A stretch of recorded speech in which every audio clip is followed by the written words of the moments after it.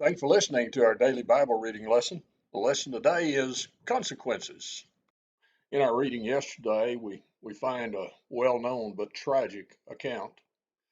David had sinned as he looked upon Bathsheba and then ultimately committed adultery with her, and then was guilty of the murder of her husband.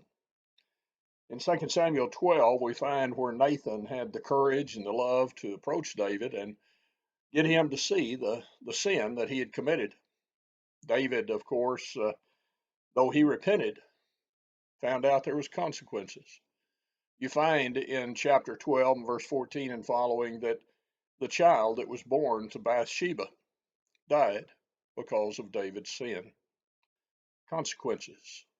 So many times we don't consider consequences of our actions. We think that what we do is something that affects no one else, whenever nothing could be farther from the truth. It affects us, of course, because the wages of sin is death. And we find in Romans 6:23 that we have that ability to know that, to recognize and examine ourselves. And when we do so, we need to realize that we should consider consequences. You think about families today. How many do you know that have been just torn asunder because one of the parents did not obey the gospel or was disobedient and left the Lord? How many times do we see the wages of sin, not only death upon the individual, but the tragic consequences within the family as so much is lost because of gambling, because of drinking and the like. Immorality is passed from generation to generation. But you find that there's also a consequence within the church.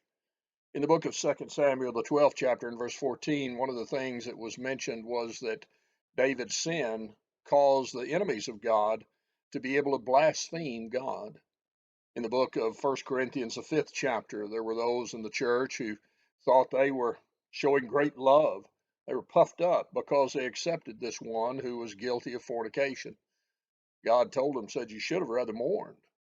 The reason was that, of course, was condoning the sin that caused that man to be lost, but it also was bringing leaven into the pure body of Christ, and they were told to purge out that leaven.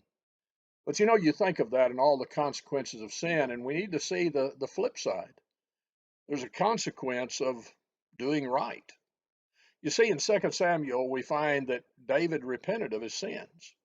You read about it in Psalms also, but you find that his heart was broken because of his sin towards God. You know what the consequence was there? In the book of Acts, the 13th chapter, and verse 22, David is described as a man who was after God's own heart. Pretty good ending, wasn't it?